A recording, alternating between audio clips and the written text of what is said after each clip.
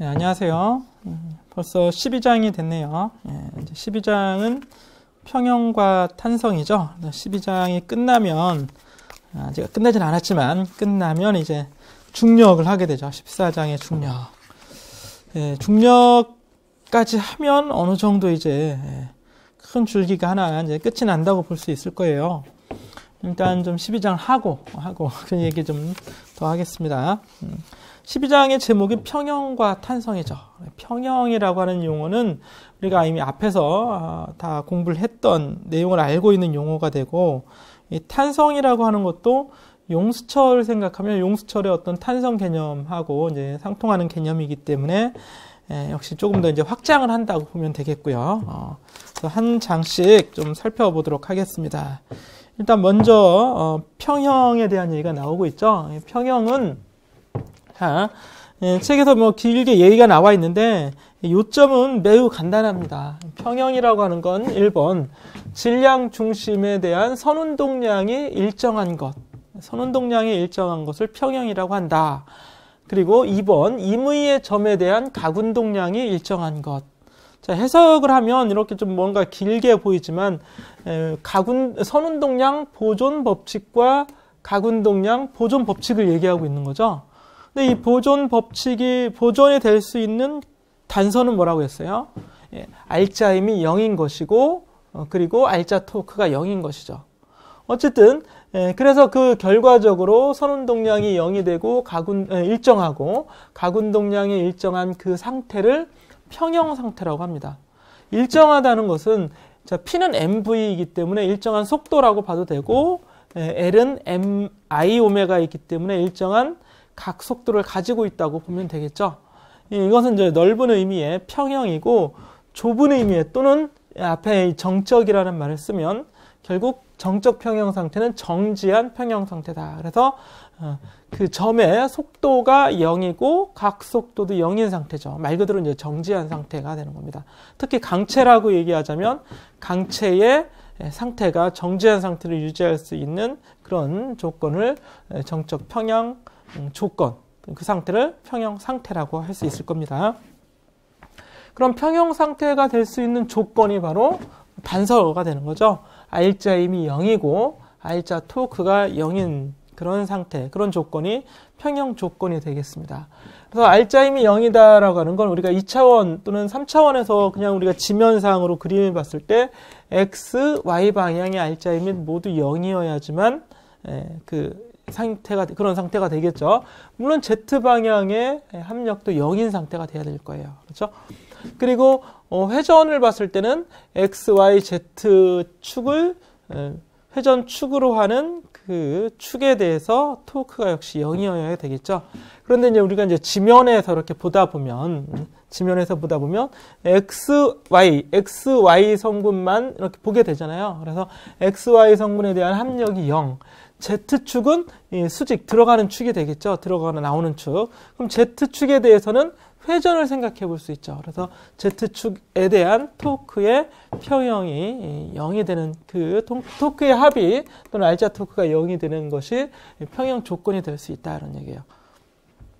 자, 확인 문제 1을 보도록 하겠습니다. 여러분 책에서는 381페이지에 되어 있죠.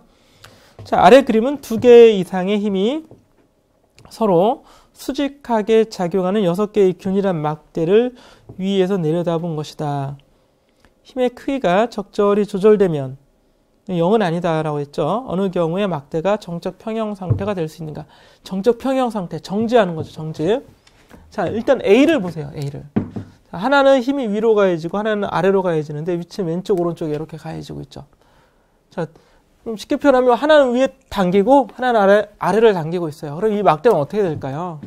회전하겠죠, 당연히. 그렇죠? 그래서 정적 평형 상태가 될 수 없다 이런 얘기입니다. 물론 자, 위로 작용하는 힘, 아래로 작용하는 힘이 있기 때문에 힘의 평형은 이루어져 있어요. 힘을 다 더하면 0이죠. 또는 알짜힘이 0은 됐죠. 하나는 위, 하나는 아래니까. 그렇죠? 그렇지만 2번에 알짜 토크는 0이 되지 않는다는 얘기예요. 이거 회전되니까 각속력이 점점 커지게 되겠죠. 그래서 A는 평형 조건이 아니다 이런 얘기죠. B번은 어떻게 써요? B번. B번도 오른쪽은 위를, 왼쪽은 아래를 당기면 이 막대는 당연히 이렇게 회전 속도가 빨라지겠죠. 그래서 이것도 평형이 아니죠.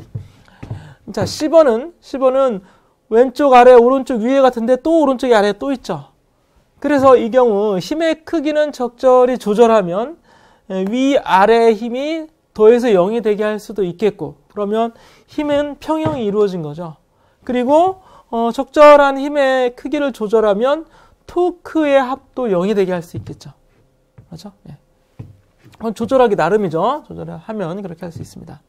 자, D번에 보세요. D번에 보면 이렇게 이쪽 어느 점을 축으로 해서 얘는 위로 힘을 가하고 얘는 두 개의 힘이 가해지면 둘 다 아래의 힘이 되는 거죠. 그러니까 이게 하나의 막대가 어떻게 되겠어요? 막대가 이렇게 돌아가 버리겠죠. 평형이 될 수 없다 이런 얘기예요. 2는 어때요? 2는 하나는 아래, 하나는 오른쪽 위 같은데 이 사이에 또 아래 방향의 힘이 있죠.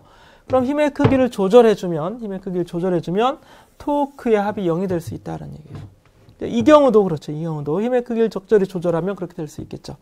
그래서 C와 E와 F는 R자 토크가 0이 돼서 정적 평형을 유지할 수 있게 되는 겁니다. 다르게 우리가 구할 때는 어떻게 구할 수 있겠어요? 어떤 기준점을 중심으로, 예를 들어서 끝점을 중심으로 했을 때 이 힘은 시계 방향의 힘을 만들죠. 이 힘은 반시계 방향의 힘을 만들죠.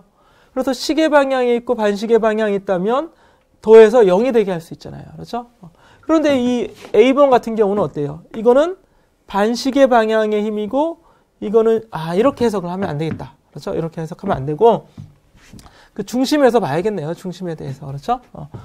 그런 식의 해석은 틀릴 수 있겠죠. 이것도 이 점에 대해서 얘는 반시계, 얘는 시계니까 평형이 될 것 같은데 이 중심에서 보면 어때요? 중심이 아니라 이 막대 전체를 보면 얘는 시계 방향, 얘도 시계 방향, 얘도 시계 방향이 되잖아요. 이 점에 대해서. 그렇죠? 시계 방향이니까 합해서 0이 될 수가 없는 거죠. 예. 근데 다른 거는 어떤 중심축을 잡더라도 어떻게 할 수가 다 0이 되게 할 수 있잖아요. 이 경우에는. 그렇죠? 그래서 A번이나 B번 같은 경우에 예를 들어서 이거는 얘는 이렇게 이제 반시계 방향, 얘도 반시계 방향. 0이 안 될 수 있기 때문에 답이 되는 건 C, E, F 이런 것들은 토크의 평형을 유지할 수 있다는 얘기죠. 그런 것들을 좀 주의하면 되겠습니다.